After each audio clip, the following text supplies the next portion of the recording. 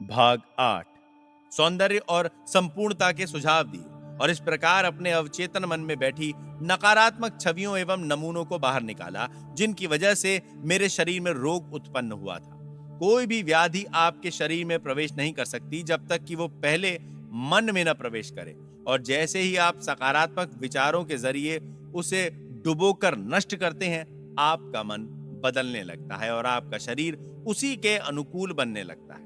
सभी प्रकार के उपचार का यही आधार है।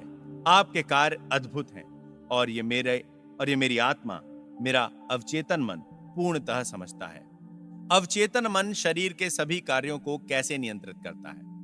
जब आप जागते रहते हैं और जब आप बिस्तर पर सो जाते हैं, उस दौरान आपका अवचेतन मन कभी न थकने वाले माध्यम से आपके चेतन मन की सहायता के बगैर आपके शरीर के सभी अंगों को निरंतर चलाए रखता है। उदाहरण के लिए, जब आप सो रहे होते हैं, आपके दिल की धड़कन एक लयबद्ध रूप से चलती रहती है, फेफड़े अपना काम करते रहते हैं, आपकी सांसें अंदर बाहर चलायमान रहती हैं। ये सब वैसा ही चलता रहता है जैसा आपके जागे रहने में चलता है। आपका अवचेतन मन पाचन क्रिया, ग्रंथिमय स्त्राव तथा शरीर की अन्य अनेक रहस्यमय कार्यवाहियों को नियंत्रित करता है। चाहे आप सो रहे हो या जाग रहे हो, आपके सिर के बाल उगते रहते हैं। वैज्ञानिक हमें बताते हैं कि त्वचा से पसीना जागे रहने से ज्यादा सोते रहने में निकलता है। सोने के दौरान आपकी आंखें, कान और अन्य इंद्रियां सक्रिय रहती हैं। उदाहरण के लिए, एक महान वैज्ञानिक को सोने के दौरान अपनी समस्याओं का समाधान मिला है। उन्होंने अपने समाधान सपने में देखे।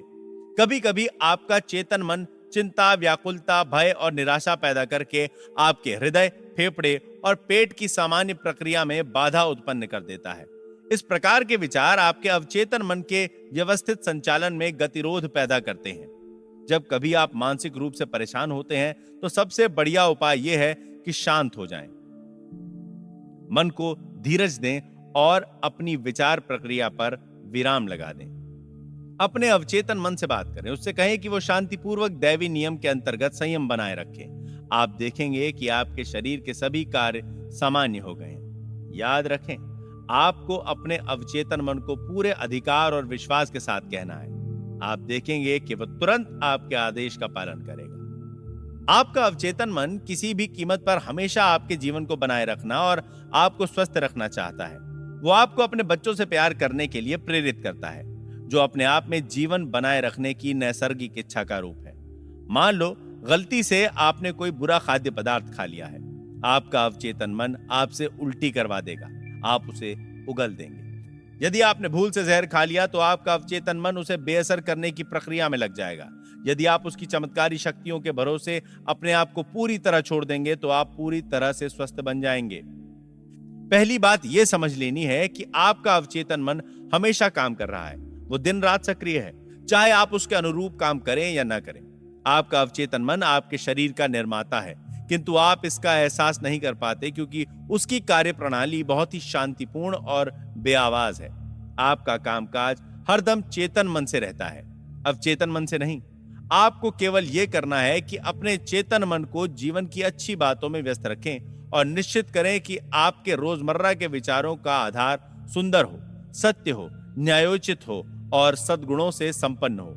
अब जबकि आप हृदय से ये जान गए हैं कि आपका अवचेतन आपके रोजमर्रा के विचारों के अनुकूल अभिव्यक्त करता है, पुनर्निर्माण कर प्रदर्शित करता है, तो आज ही से अपने चेतन मन को अपने नियंत्रण में रखना सीखें। याद रखें, जैसे पानी पाइप में जाकर उसका आकार लेकर बहने लगता है, ठीक उसी प्रकार जीवन का नियम भी आपके अंदर आपके विचारों की प्रवृत्तियों के अनुरूप बहता है। मन में विश्वास जमा लें कि आपके अवचेतन की उपचार प्रक्रिया का आपके अंदर प्रवाह हो रहा है और चारों ओर सौंदर्य, स्वास्थ्य, शक्ति, आनंद एवं खुशहाली का साम्राज्य है। इस भावना को सजग रखकर उसे अपना प्रिय साथी बनाएं। विश्वास करें कि ये जीवन धारा आपके भीतर निरंतर बह रही है, स्फूर्ति दे रही है, आपको समृद्ध कर रही है। उसकी प्रतिक्रिया ठीक ऐसी ही होगी, आपके विश्वास के अनुकूल होगी।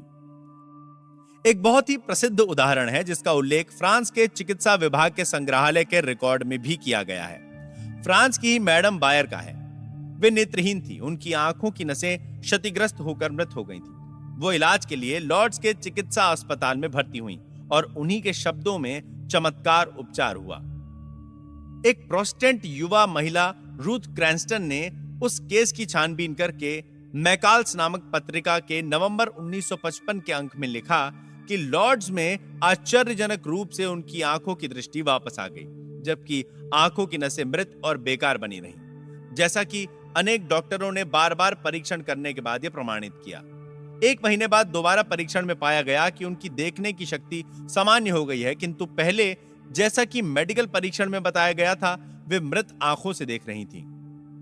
मैं भी अनेक बार लॉर्ड्स गया हूं और मैंने भी इस प्रकार के उपचार देखे हैं तथा यह तय है, जैसा कि हम अगले अध्याय में व्याख्या करेंगे, कि इसमें संदेह नहीं कि ऐसे चमत्कार उपचार की घटनाएं दुनिया के लगभग सभी धर्मों के तीर्थ स्थलों में होती हैं। जैसा कि हमने कहा कि तीर्थ स्थल के किसी पवित्र जल से मैडम बायर का उपचार नहीं हुआ, बल्कि उनके अपने अवचेतन मन ने उनकी आंखों की रोशनी लौटाई, जिसको मन की आत्मा ने चमत्कारी शक्ति प्रदान की। उनके अवचेतन मन के उपचार तंत्र ने उनके विचारों की प्रवृत्ति की प्रतिक्रिया स्वरूप कार्य किया। अवचेतन मन में आस्था एक विचार है। इसका अर्थ है वो स्वीकार करो जो सत्य है। विचार स्वीकृत होने पर स्वतः कर्मशील हो जाता है। इसमें संदेह नहीं है कि मैडम बायर उस तीर्थ स्थल में पूरी आशा और आस्था के साथ ये विश्वास लिए गई थी कि उनकी आंखों का उपचार होगा। उनके अवचेतन मन ने उसी के अनुकूल प्रतिक्रिया स्वरूप उपचार तंत्र को जागृत कर दिया। अवचेतन मन जिसने आंख की रचना की है, वो मृत नस को पुनर्जीवित कर सकता है। जो रचनात्मक सिद्धांत करता है, वो भी कर सकता है। अपनी आस्था के अनुकूल ही आपको मिलता है। दक्षिण अफ्रीका स्थित जोहानिसबर्ग में एक प्रोटेस्टेंट पादरी ने मुझे बताया कि पूर्ण स्वास्थ्य का विचार उन्होंने अपने अवचेतन मन को किस तरह से पहुंचाया। उनके फेफड़ों में कैंसर था। उनका तरीका, जैसा कि उन्होंने अपने हाथ से लिख कर दिया, वो इस प्रकार था। मेरे पैर आराम में हैं, मेरे टखने आराम में हैं, मेरे पांव आराम में हैं, मेरे पेट की मांसपेशियां आराम में हैं, मेरा हृदय और फेफड़े आराम में हैं, मेरा सिर आराम में है, मेरा पूरा शरीर आराम में है। लगभग 5 मिनट में मैं सोने की तंद्रा में होऊंगा। और तब मैंने निम्नलिखित सत्य की प्रतिज्ञा की। ईश्वर की महानता अब मेरे जरिए अभिव्यक्त हो रही है। पूर्ण स्वास्थ्य का विचार अब मेरे अवचेतन मन में भरता जा रहा है। ईश्वर के समक्ष मेरी जो छवि है, वो पूर्ण छवि है, और मेरा अवचेतन मन मेरी छवि ठीक वैसी प्रदर्शित कर रहा है जो ईश्वर के मन में है। उन पादरी में आश्चर्यजनक परिवर्तन हुआ। वो ठीक हो गए। यह एक आसान और साधारण तरीका है जिसकी मदद से पूर्ण स्वास्थ्य का विचार आपके अवचेतन मन में पहुंचाया जा सकता है। दूसरा तरीका अनुशासित अथवा वैज्ञानिक परिकल्पना है, जिसके माध्यम से पूर्ण स्वास्थ्य का संदेश अवचेतन मन में पहुंचाया जा सकता है। मैंने एक व्यक्ति जो लकवे से पीड़ित था से कहा कि वो अपने मन में स्पष्ट कल्पना करे कि वो अपने कार्यालय में चारों ओर चल रहा है, मेज को हाथ लगाता है, टेलीफोन उठाकर फोन पर बात करता है और वो सब काम करता है जो ठीक हो जाने के बाद करेगा। मैंने उसे स्पष्ट रूप से समझाया कि यह विचार और पूर्ण स्वस्थ होने का उसका मानसिक विचार अवचेतन मन की ओर से स्वीकार कर लिया जाएगा। उसने अपनी भूमिका दक्षता से निभाई और एहसास किया कि वो दोबारा अपने कार्यालय में पहुंच गया है। उसे मालूम था कि वो अपने अवचेतन मन को एक निश्चित काम सौंप रहा है जिस पर वो काम करेगा। उसके अवचेतन मन में वो फिल्म थी जिस पर यह चित्र अंकित था। कई सप्ताह के इस मानसिक चित्र को मन में बार बार बैठाने के बाद एक दिन पूर्व नियोजित योजना के तहत टेलीफोन की घंटी बजी और बार बार बजती रही, जबकि उसकी पत्नी और नर्स दोनों बाहर गई थी। टेलीफोन करीब 12 फीट दूर रखा हुआ था। फिर भी वो उसका उत्तर देने में सफल हो गया और तभी से वो ठीक हो गया। उसके अवचेतन मन की उपचार शक्ति ने उसकी मानसिक कल्पना को प्रतिक्रिया स्वरूप स्वीकार कर लिया और उपचार की प्रक्रिया आरंभ हो गई। उस व्यक्ति में मानसिक बाधा उत्पन्न हो गई थी जिसकी वजह से मस्तिष्क के आवेग उसके पैर तक नहीं जा पा रहे थे।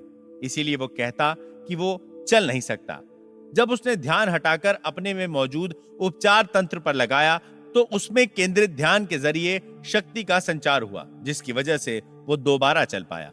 विश्वास के साथ आप जो भी प्रार्थना में मांगोगे आपको मिल जाएगा। आपका अवचेतन मन आपके शरीर की प्रमुख प्रक्रियाओं को नियंत्रित करता है और सभी समस्याओं का समाधान करता है। सोने से पहले अपने अवचेतन मन को एक विशिष्ट मांग प्रेषित करें और उसकी जादुई शक्ति को अपने काम में लाएं। जो कुछ आप अपने अवचेतन मन पर अंकित कर रहे हैं वो आकाश के पटल पर परिस्थितियों, अनुभवों और घटनाओं के रूप में अभिव्यक्त हो जाता है। इसीलिए आपको अपने चेतन मन के सभी विचारों और धारणाओं पर सावधानी से नजर रखनी चाहिए। क्रिया और उसकी प्रतिक्रिया का सिद्धांत सर्वव्यापी है। आपका विचार क्रिया है और अवचेतन मन की स्वाभाविक प्रतिक्रिया आपके विचार की प्रतिक्रिया है। सभी प्रकार की निराशा का कारण अपूर्ण इच्छाएं होती हैं।